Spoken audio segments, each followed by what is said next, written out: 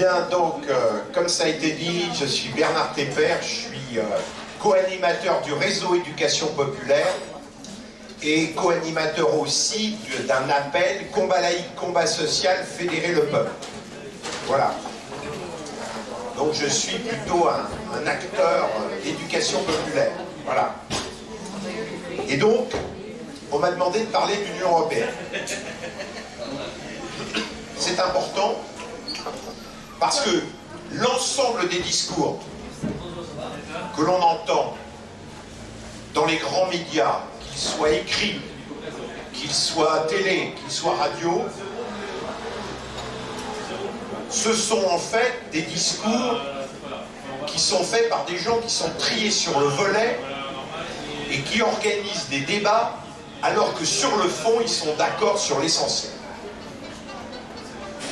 Et que par rapport à ça, on est obligé, je dirais, de multiplier des réunions d'éducation populaire pour contrer, je dirais, le travail de l'ensemble de ces médias au service, je dirais, d'une oligarchie. Alors sur le problème de l'Union européenne, la première chose, je vais commencer par la justification de l'Union européenne qui est souvent donnée à la télévision, c'est que l'Union européenne a apporté la paix.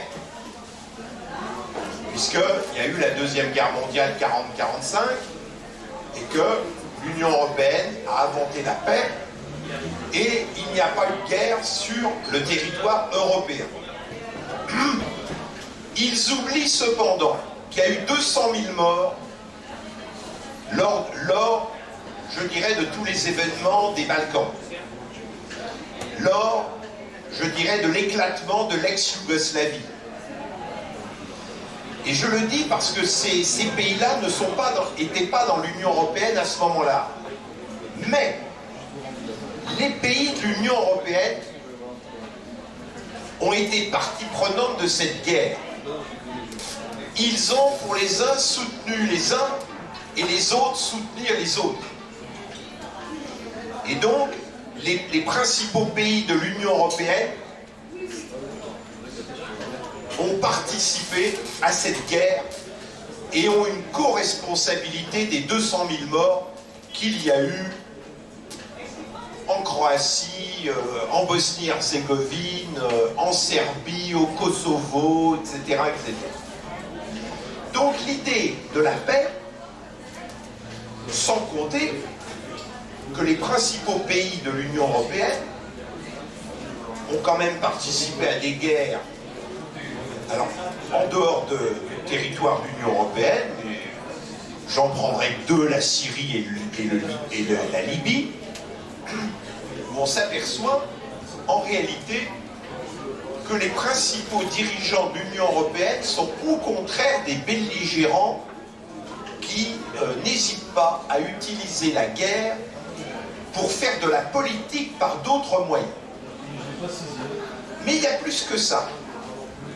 Il y a l'article 347 du traité de fonctionnement de l'Union européenne. Pour tous ceux qui ont l'habitude de tapoter sur Internet, vous tapotez article 347 du traité de fonctionnement de l'Union européenne, TFUE, car vous savez que le traité de Lisbonne, en réalité, c'est deux traités. Vous avez un premier traité qui est le TUE, traité de l'Union européenne, et un deuxième traité qui est le TFUE. Eh bien, l'article 347 du TFUE, je vais vous le lire. Écoutez bien. Les États membres se consultent, ça c'est bien, pour éviter que le fonctionnement du marché intérieur, bon ça c'est une neuve langue, quand on dit fonctionnement du marché intérieur, ça veut dire la concurrence libre et non faussée. Donc, les États membres se consultent pour éviter que le fonctionnement du marché intérieur ne soit affecté par les mesures qu'un État membre peut être appelé à prendre en cas de troubles intérieurs graves affectant l'ordre public, en cas de guerre ou de tension internationale. Donc, dans le traité, article 347, on dit lorsqu'il y a une guerre, et s'il y a une guerre en Europe, voilà, eh bien, il faut prendre toutes les mesures pour que la concurrence libre et non faussée puisse fonctionner. Faire la paix n'est pas la priorité. La priorité, c'est la concurrence libre et non faussée dans l'Union européenne. Je rappelle pour ceux qui n'ont pas encore noté, 347 TFI. Bien. La deuxième chose que je voudrais dire, c'est parler un peu du fonctionnement de l'Union, avec comme but de vous montrer que le fonctionnement de l'Union européenne fonctionne selon des principes qui n'ont rien à voir avec la démocratie. Premièrement, vous avez le Conseil européen. Vous avez donc rassemblement des chefs d'État et de gouvernement. Donc, nous, on a le président Macron. Voilà. Ce qu'il faut bien comprendre, c'est que tout ce que je vais vous dire jusqu'ici sur tous les articles du traité, seul le Conseil européen peut accepter un changement dans les traités. Et pour cela, il faut l'unanimité. Vous voulez changer une virgule du traité, des traités européens, il faut l'unanimité des pays. Alors, depuis qu'on a fait rentrer des pays qui sont des filiales de multinationales, effectivement, il y a peu de chances d'avoir l'unanimité contre les firmes multinationales. Ensuite, il y a le Conseil des ministres. Donc ça, vous comprenez, ministre de l'Agriculture, etc. Et vous avez ensuite le Parlement européen. Alors, le Parlement européen, il est tout sauf un Parlement. Parce que normalement, un Parlement, ça a une fonction législative, c'est-à-dire qu'on fait les lois. Eh bien, le Parlement européen n'a pas de fonction législative. C'est-à-dire qu'il ne fait pas les lois, contrairement au Parlement français, allemand, etc. Il n'a que des pouvoirs de codécision. C'est-à-dire qu'il y a 85 domaines. Il y a 85 domaines où il y a codécision entre la Commission européenne, dont on va parler tout à l'heure, et le Parlement. Mais quand vous êtes en dehors des 85 domaines, eh bien là, c'est la Commission européenne qui décide toute seule avec l'accord du Conseil européen, et le Parlement européen n'a rien à dire. Donc le Parlement européen est tout sauf un Parlement.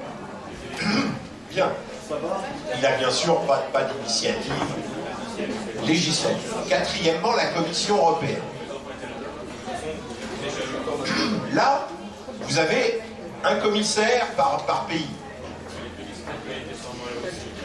Ce qu'il faut savoir, c'est que c'est eux qui ont le pouvoir législatif. C'est eux qui font des lois, sauf que ça ne s'appelle pas des lois, ça s'appelle des directives. D'accord? Donc on fait des directives, mais ce sont des lois qui doivent obligatoirement s'appliquer dans tous les pays de l'Union européenne. C'est-à-dire quand c'est une directive de la Commission européenne, il y a ce qu'on appelle la transposition des lois, et les parlements français sont obligés de faire passer les directives dans le droit français. Seulement là, il y a quand même un problème de démocratie. C'est qu'en France, on a fait la Révolution française, il y avait donc un philosophe qui s'appelle Nicolas Condorcet, qui a donné une définition de la démocratie, qui était celle que un pouvoir n'est légitime que s'il émane directement du suffrage universel. Tous les membres de la Commission sont des gens qui sont nommés. Alors ils sont nommés par le Conseil européen. Mais le problème, c'est que lorsqu'on est en démocratie, on a un pouvoir que lorsqu'on est désigné directement par le peuple. Et ceux qu'on a élus dans la démocratie n'ont pas le droit de nommer des gens. Donc, la la façon dont fonctionne la Commission européenne, c'est une commission non démocratique, puisque c'est eux qui ont le principal pouvoir et ils ne sont pas élus par le peuple. En fait, ceux qui sont élus par le peuple, c'est le Parlement européen. Ceux qui ont le pouvoir, c'est ceux qui sont nommés. Voilà. Ensuite, il y a la Cour de justice de l'Union européenne, à ne pas confondre avec la Cour européenne des droits de l'homme, qui elle dépend du Conseil de l'Europe. La Cour de justice de l'Union européenne, qui tranche bien sûr par rapport au traité.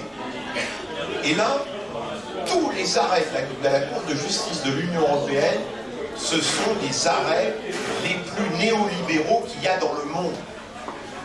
C'est-à-dire que par rapport même à l'OMC dont parlait Soton, c'est pire que l'OMC.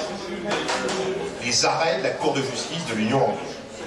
Ensuite, il y a la Banque centrale européenne, ou très exactement le système européen des banques centrales, car ce n'est pas une banque centrale européenne, c'est le système européen des banques centrales. Eh bien, cette banque centrale européenne, dirigée par des gens qui sont nommés et non élus, et deuxièmement, qui sont indépendants, et qui ne doivent trancher, faire leur politique, que par rapport à deux objectifs, c'est dans leur traité à eux.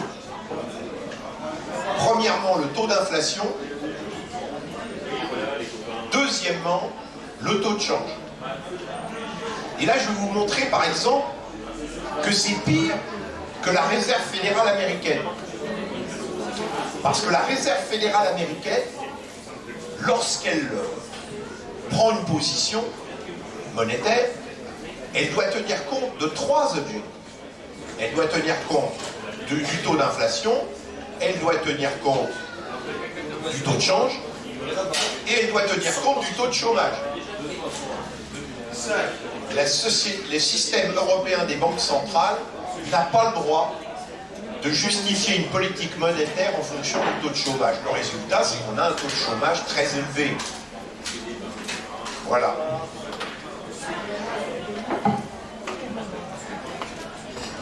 Donc en fait, la vraie nature de l'Union,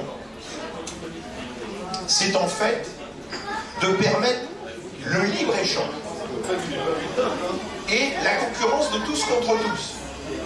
Et tout le monde sait bien que lorsque vous faites le libre-échange, eh bien, ça favorise celui qui est le plus puissant. Bon, il y a des tas de philosophes qui ont parlé de la dialectique du maître et de l'esclave. Bon, c'est-à-dire que lorsque c'est comme si on disait il y a une relation égale entre un patron et un salarié. Même chose. Ce sont des relations asymétriques, dissymétriques. Et bien sûr, liberté totale de circulation des capitaux en Europe et dans le monde. Et ça, c'est dans les traités, article 63 du TFUE. Je vous donne les numéros, hein, comme ça, vous les notez, vous regardez sur Internet. Voilà.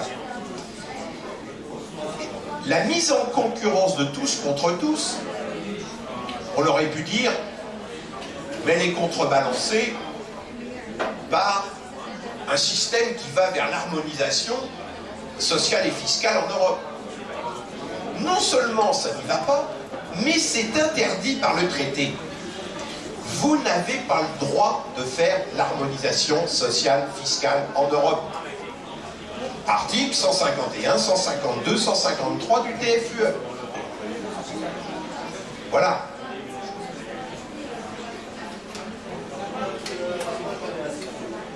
Alors ensuite, bien évidemment, la séparation des pouvoirs, elle est mise en difficulté parce que toutes les structures importantes, à part le Conseil européen où il y a les chefs d'État et le gouvernement, ils sont tous nommés. Et ils sont tous nommés dans la même oligarchie. Ils se connaissent tous depuis 30 ans. Voilà. Je pourrais développer, mais bon, Alors, il y en a qui disent « Ah mais c'est formidable l'Union européenne parce que on peut y avoir une intervention directe des citoyens. C'est-à-dire que si vous avez par exemple une pétition signée par 1 million de personnes, le seul droit que vous avez, c'est que vous avez le droit d'être lu par les membres de la commission. Donc ils sont obligés de lire, et ensuite classement vertical. Mais il n'y a aucune obligation de mettre ce sujet en débat. Et donc toutes les organisations qui se sont appuyées là-dessus en disant c'est ça l'élément démocratique, non, c'est pas l'élément démocratique. C'est perdre du temps pour recueillir 1 million de signatures qui ne sert à rien. Bien. Alors, ça a été dit, une chose qui a été dite par Claude Sauton, c'est que lorsque les Français ont dit non le 29 mai 2005, eh bien, l'oligarchie a fait comme si elle avait dit oui. Et là où c'est très important, c'est qu'il suffit d'écouter Giscard d'Estaing, un orfèvre en la matière. À Giscard d'Estaing, on lui demande quelle est la différence entre le traité constitutionnel européen refusé par la France et le traité de Lisbonne avec ses deux traités TUE et FUE. Alors voilà ce qu'il dit. Je cite, en termes de contenu, là c'est pas une officine d'extrême gauche qui le dit, c'est Valéry Giscard d'Estaing. En termes de contenu, les propositions demeurent inchangées. Elles sont juste présentées de façon différente. La raison de ceci est que le nouveau texte ne devait pas trop ressembler au traité constitutionnel. Les gouvernements européens se sont ainsi mis d'accord sur des changements cosmétiques à la Constitution pour qu'elle soit plus facile à avaler par les peuples. Valéry Giscard d'Estaing, ancien président de la République française. Hein? Oui, il est honnête. On peut au moins dire qu'il a été franc. Voilà. Donc j'ai dit tout à l'heure, les traités ne sont pas révisables pour deux raisons. La première, c'est dans le TUE, article 38, la durée est illimitée. Vous savez que quand vous avez par exemple une SARL, souvent on fait 99 ans, enfin c'est limité. Là c'est durée illimitée. Et dans l'article 33 alinéa 1, qui est en fait l'article du TCE 443, modifier les endroits, il faut l'unanimité des États, comme j'ai dit tout à l'heure. Voilà. Et moi je le dis ici, quand Malte votera contre le néolibéralisme, les poules auront des dents. Voilà. Et donc les problèmes de l'élargissement, et pourquoi ils ont élargi à un certain nombre de petits pays, parce que ces petits pays mangent dans la main des firmes multinationales. Quand il y a eu une journaliste qui a voulu voir un petit peu ce qui se passait dans la façon dont on faisait de la politique à Malte, elle a été tuée et bien évidemment l'affaire a été classée. C'est comme ça que ça se passe dans Malte, qui est une île touristique. Voilà. Et pas touristique pour ceux qui veulent la vérité. Alors vous voyez, le Parlement faible, je vous l'ai déjà dit.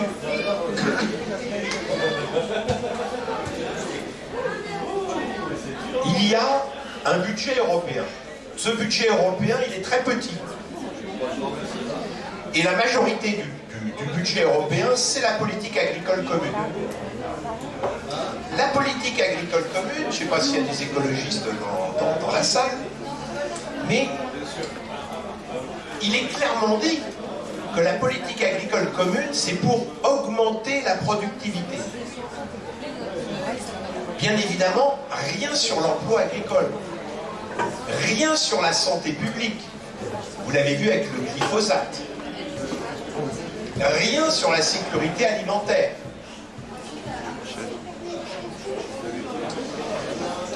Et si vous voulez, pour bien expliquer, tout à l'heure je vous ai dit que quand on dit marché intérieur, ça veut dire la concurrence. Alors là, je vous le prouve. Parce que bien sûr, dans les traités, je vous dis qu'il y a TUE, TFUE, mais en réalité, il y a en plus des protocoles. Et les protocoles précisent ce qu'il faut comprendre quand on lit les traités. Ça, c'est pour éviter de pouvoir comprendre les traités trop rapidement. Donc, le protocole 6 dit la chose suivante. Le marché intérieur tel qu'il est défini à l'article 3 du traité de l'Union européenne, comprend un système garantissant que la concurrence n'est pas faussée. Hein, donc c'est la preuve de ce que je vous ai dit tout à l'heure. Politique monétaire, bon, certains le savent sans doute, mais je le dis pour les autres.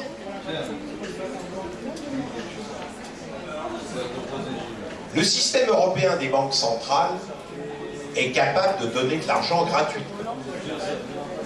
Les banques centrales, avant le traité de Maastricht, hein, c'est comme ça qu'il faut prononcer, c'est la prononciation des Pays-Bas, puisque ça se trouve dans les Pays-Bas. Eh bien, avant le traité de Maastricht, les banques centrales prêtaient pratiquement gratuitement à leurs États, avec des taux très faibles, 0,1%, et ça fonctionnait jusqu'au traité de Maastricht. Certains disent jusqu'à la loi de 73 de Giscard, mais c'est une erreur, c'est parce qu'ils n'ont pas lu la loi. Il y a des fake news, hein, y compris dans les critiques. Donc c'est bien le traité de Maastricht. Parce que la loi de 73, elle n'interdit pas le prêt de la Banque centrale aux États, elle oblige simplement un vote du Parlement pour que ça puisse se faire. C'est un peu plus dur pour y arriver, mais ça ne l'interdit pas. Ce que fait le traité de Maastricht, c'est que c'est interdit. Par contre, ce qui n'est pas interdit par le traité de Maastricht et par les autres, c'est que la Banque centrale européenne prête de l'argent gratuit aux banques privées à but lucratif pour les actionnaires. Ça veut dire que l'argent gratuit est pour les banques privées à but lucratif pour les actionnaires. Si les États ont besoin de se financer, c'est auprès des banques privées à but lucratif pour les actionnaires. Vous avez vu que c'est comme ça qu'ils ont asphyxié la Grèce, etc. Et c'est probablement comme ça qu'ils sont en train d'avoir un processus d'asphyxier d'autres pays, y compris de très gros pays. Et là, j'en parlerai si vous me posez des questions. Voilà. Alors, je vous ai parlé de la démocratie. Ce qu'il faut savoir, c'est que le processus de construction européenne, parce que moi je suis européen, je le dis, mais pas avec cette construction-là. Et cette construction-là, c'est depuis 1957. C'est depuis le traité de Rome. Le ver était dans le fruit dès 1957. Et il y a un homme qui s'est opposé au traité de Rome. Et là c'est intéressant parce que c'est pas un gauchiste. Il s'appelle Pierre Mendès France. Alors je vais lire Pierre Mendès France. 18 janvier 1957. Donc si vous tapotez Pierre Mendès France, 18 janvier 1957, vous avez son discours à la Fidel Castro à l'Assemblée nationale. Et si vous voulez le voir, parce que c'est très long, vous allez sur la fin. Voilà. Pierre Mendès France déclare, donc le 18 janvier 1957, l'application d'une démocratie peut prendre deux formes. Soit elle recourt à une dictature interne, en donnant tous les pouvoirs à un homme. Bon, le XXe siècle, des dictateurs comme ça, vous en connaissez plein. Mais il y a une deuxième façon. Soit elle recourt à la délégation de ses pouvoirs à une autorité extérieure, la Commission européenne, laquelle, au nom de la technique, exercera en réalité la puissance politique. Vous lirez ça, c'est facile à trouver. Bien. Au autre chose, il y avait une chose qui était intéressante dans les traités, c'était les coopérations renforcées. C'est-à-dire qu'il était possible d'avoir des accords entre pays. Mais les conditions qui sont mises dans le traité rendent ça impossible. Parce que toute coopération renforcée entre plusieurs pays ne doit pas empêcher l'exécution du marché intérieur. Rappelez-vous le protocole 6 que je vous ai lu, c'est-à-dire que la concurrence libre et non faussée doit être la règle. Pour bien comprendre ce qu'est la concurrence libre et non faussée, je vais prendre un exemple concret. Je vais faire un exemple entre un hôpital public et une clinique privée à but lucratif pour les actionnaires. La clinique, en France, la clinique privée à but lucratif pour les actionnaires choisit ses clients. Quand une clinique ne veut pas de vous, elle vous dit allez aux urgences. Voilà. Et donc, en général, un cadre supérieur pour lui enlever l'appendicite, on l'accepte dans la clinique.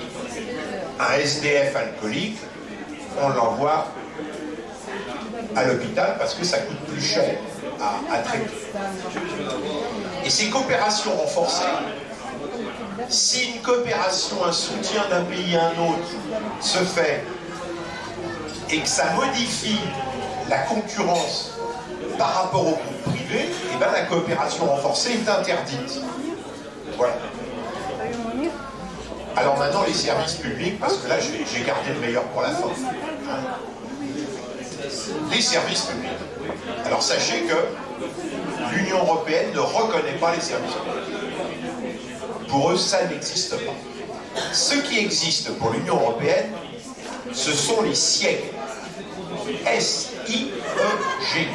Services d'intérêt économique général. Donc, par exemple, le gouvernement français considère la Poste comme un SIEG, considère la SNCF comme un SIEG, considère EDF, Engie et compagnie comme des SIEG. Et les SIEG sont obligatoirement soumis à la concurrence. Mais soumis à la concurrence comme celle que je viens de vous dire entre l'hôpital public et les cliniques privées à but lucratif pour les actionnaires. Vous comprenez bien que si vous prenez les clients les plus rentables, les cliniques gagnent de l'argent, et les hôpitaux qui prennent tout le monde perdent de l'argent. Et que pour que un hôpital soit rentable, on ne perd pas d'argent, bah, il faut qu'il puisse gérer et le rentable et le non rentable. Sinon, qu'est-ce qui se passe? Et ça, c'est le moteur du mouvement réformateur néolibéral. Eh bien, ça veut dire qu'on privatise les profits, on socialise les pertes. Et on organise la concurrence. Alors, il y en a qui disent, ouais, mais il y a les services publics et l'État peut les dire. Ben, c'est pas vrai, c'est interdit. Et c'est interdit par un article, donc je vais vous donner le numéro. Comme ça, vous pouvez aller chercher. C'est l'article 107 du TFUE. 107 du traité de fonctionnement de l'Union européenne. Cet article interdit toute aide à un service public, toute aide à un service public pour répondre aux besoins des gens. Car ce qui compte, c'est pas le répondre aux besoins des gens, ce qui compte, eh bien, c'est la concurrence libre et non faussée et que certaines puissent faire des bénéfices. Bien. Alors, je vais quand même parler un peu de laïcité, parce que j'ai dit que je m'intéressais au combat laïque, combat social. Et puis, en général, on nous raconte que l'Union européenne, elle est neutre là-dessus, elle n'intervient pas.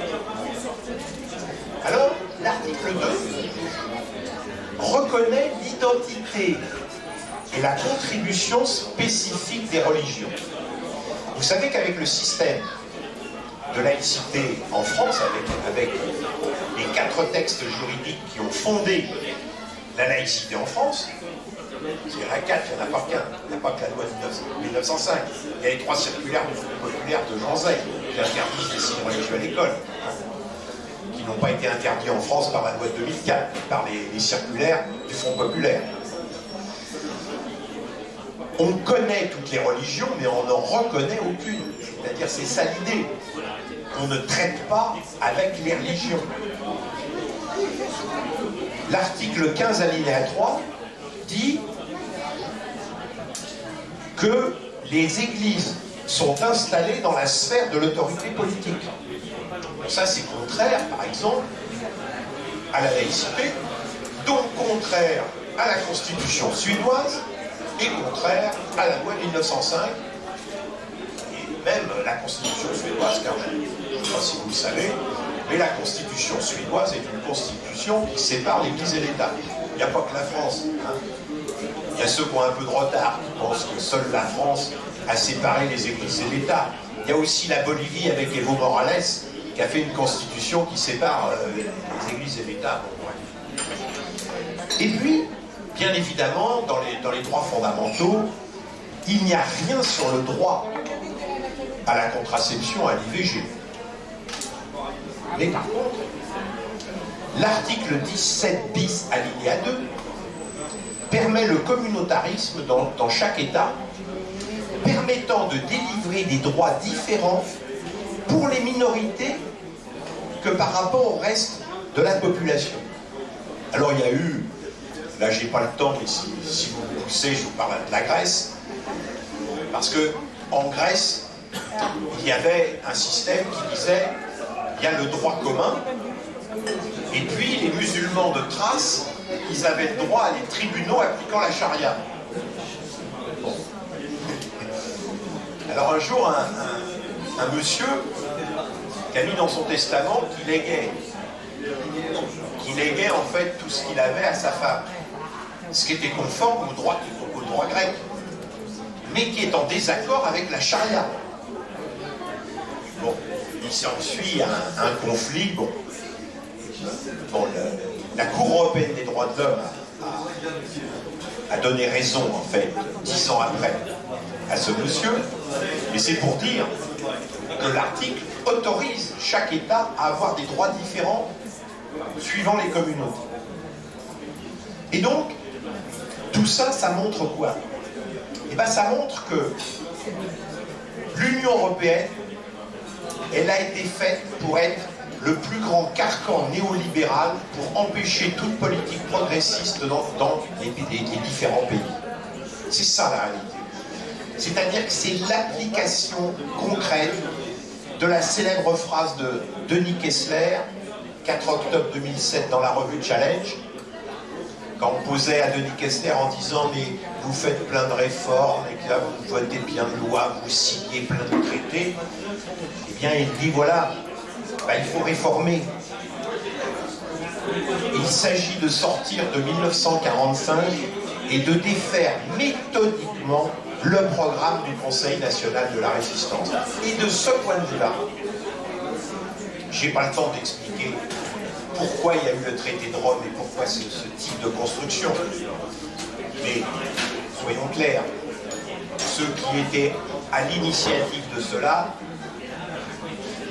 n'étaient pas du bon côté de la barrière entre 39 et 45, j'en dirais pas plus. Voilà, pour l'instant. Alors, dernier point que je voudrais dire, c'est que bien évidemment, il y a eu des nouveaux traités depuis le traité de Lisbonne. Il y a eu le MES, c'est-à-dire le mécanisme européen de stabilité après le krach bancaire de 2007-2008. Et ce MES, c'était pour aider les pays qui seraient en difficulté. Ça va bientôt arriver d'ailleurs, puisque la bulle, elle arrive. Et d'ailleurs, la bulle arrivera avant la fin du monde, qui est prévue par ceux qui estiment qu'il y a la fin du monde bientôt. Alors, mais vous avez le droit, les pays ont le droit d'être aidés par le MES, mécanisme européen de stabilité, si et seulement si ils adhèrent au traité budgétaire, le TSCG, qui lui est encore plus contraignant que le traité de Lisbonne. Donc on fait des systèmes pour vous aider, mais à condition que vous signiez le traité qui vous lie les mains.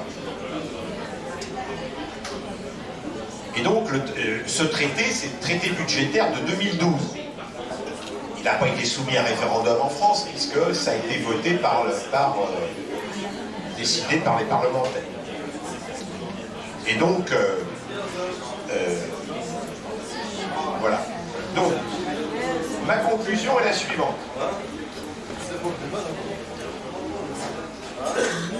Il faut comprendre ce qu'est l'Union européenne. Et moi je le dis, moi je ne suis pas contre une structure européenne à condition qu'elle respecte la souveraineté populaire. Mais la façon dont ça a été traité depuis le début, c'est-à-dire depuis 1957, elle a comme inconvénient de tourner le dos à la démocratie, elle a l'inconvénient d'être une arme contre les travailleurs pour l'abaissement de toutes les protections sociales.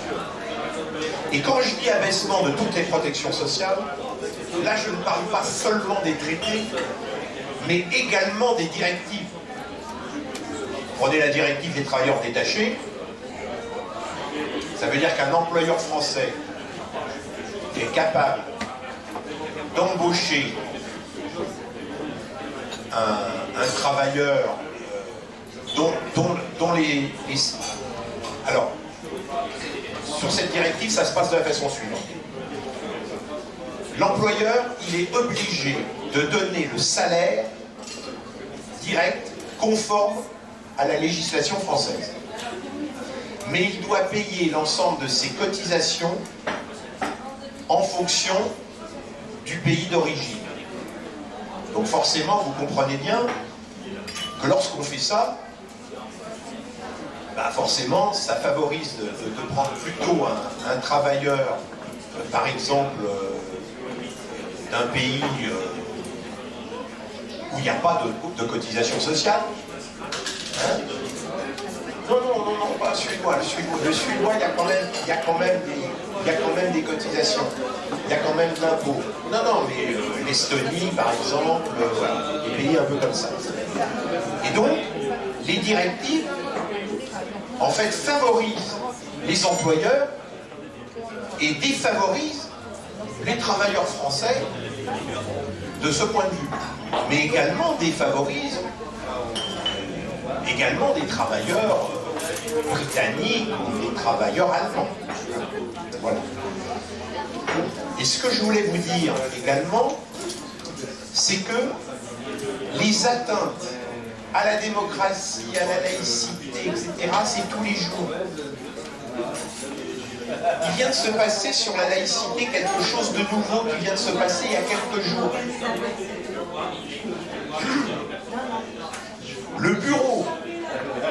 Le bureau du Parlement a décidé au nom de l'article 17 dont je vous ai parlé tout à l'heure de faire en sorte que c'est le bureau du Parlement qui serait chargé d'organiser les réunions pour que les églises puissent expliquer la meilleure façon de faire l'Europe aux députés européens. C'est plus les lobbyistes chrétiens, musulmans, juifs, protestants qui tentent de venir voir les députés, ce serait l'Union européenne elle-même qui organiserait ça. Et bien évidemment, qui n'organiserait ça que pour les églises, les différentes églises, mais pas pour d'autres structures. Vous voyez ? Et ça, bon, alors il y a une contestation, je ne sais pas comment ça va se terminer, etc., etc. Mais en réalité, c'est tous les jours que... Et donc, c'est devenu un carcan. C'est-à-dire que, et en plus, là, je ne vous ai pas parlé de la zone euro. Alors, si vous parlez de la zone euro, comme je suis économiste de formation, je ne m'arrête plus jusqu'à demain matin, 8h30. Hein. Bon. Mais là, ça fait en sorte d'empêcher par la monnaie et d'empêcher par les directives et d'empêcher par les traités toute politique progressiste. Sachez qu'il y a à l'œuvre en l'Europe, et ce sera mon dernier propos, ce qu'on appelle la stratégie de Lisbonne. Ça n'a rien à voir avec le traité de Lisbonne. Ça veut dire que tous les pays doivent fournir un PNR, plan national de réforme, que la Commission européenne doit accepter. Et sinon, elle donne instruction de faire les réformes nécessaires. Et bien évidemment, le PNR doit être instruit via des MOC. Alors, les MOC, c'est des méthodes ouvertes de concertation, c'est-à-dire des règles extrêmement précises qui empêchent de faire ce qu'on veut. Donc vous voyez, c'est tout un carcan. Et le problème est que tant qu'il y a ce carcan, il n'y aura pas de politique progressiste dans un pays comme la France ou dans les autres pays. Simplement, je dirais la chose suivante. J'estime que tous ceux qui disent il suffit d'appuyer sur l'article 50 pour sortir de l'Union européenne, ou que demain matin à 8h30, on est capable de sortir de la zone euro, ben, c'est pas sérieux.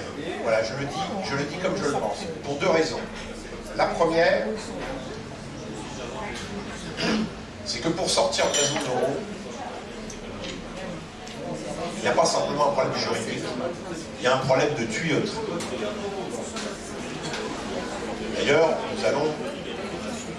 le réseau éducation populaire va produire un livre qui va sortir dans 15 jours et qui va expliquer ce problème de tuyauterie. Vous savez que quand vous ouvrez votre robinet, vous avez de l'eau. Mais il faut de la tuyauterie pour amener l'eau. Eh bien, il y a une tuyauterie, c'est la tuyauterie des transactions bancaires. Sachez aujourd'hui que les transactions bancaires, il y a deux tuyaux principaux. Le premier tuyau s'appelle le réseau SWIFT. C'est un réseau qui est une société belge contrôlée par les États-Unis. Et oui, société belge contrôlée par les États-Unis. La deuxième, c'est Target 2. C'est une tuyauterie qui appartient à l'Union européenne. Sachez donc que je ne dis pas que c'est impossible, puisque je vous ai dit que pour moi c'est un carcan. Mais on ne peut pas faire... on ne peut pas jouer les saltimbanques là. C'est compliqué. Il faut donc faire ça sérieusement. Il faut étudier ça sérieusement. Et qu'à mon avis, alors je le dis comme je le pense, ce n'est possible que dans une situation de crise paroxystique. C'est-à-dire que, comme dans toute l'histoire du monde, 2500 ans d'histoire, il n'y a jamais eu de bifurcation sociale et politique sans une crise paroxystique. La Révolution française, c'était une crise paroxystique. La Révolution russe, c'était une crise paroxystique. La Révolution chinoise, c'était une crise paroxystique. Et de ce point de vue-là, il est très important, parce qu'avec tout ce que je vous ai dit, bien évidemment, tant qu'on reste dans l'Union européenne et la zone euro, eh bien, pas de politique progressiste. On peut la rêver, mais on ne peut pas l'avoir. Bon. Mais il faut donc bien étudier ça, et pas simplement les choses dont on parle, dont j'entends parler, mais il faut voir sur les transactions bancaires, il faut voir bien sûr sur les systèmes économiques, sur la politique monétaire, sur la politique budgétaire, et aussi, bien évidemment, sur le problème de l'industrialisation. C'est-à-dire que tout pays qui a des difficultés, qui veut bifurquer, s'il ne s'appuie pas sur un système industriel puissant, il ne fonctionnera pas. Sachez qu'entre 1960 et aujourd'hui, j'ai une petite animation qui le montre, eh bien, la France est passée du 2e au 7e rang, je dirais, des grandes puissances. Nous sommes le 7e pays du monde. C'est fini, 5e, 6e. Hein? L'Inde vient de nous dépasser l'année dernière. Voilà. Donc, si vous voulez, il y a une globalité. Il faut travailler sur cette globalité, et la crise paroxystique dont je parle, c'est pas une vue de l'esprit. C'est pas une vue de l'esprit parce que jamais le montant des dettes privées a été aussi important, et le montant des dettes privées aujourd'hui est supérieur à ce qu'il était avant le krach de 2007. Je vous remercie de votre attention.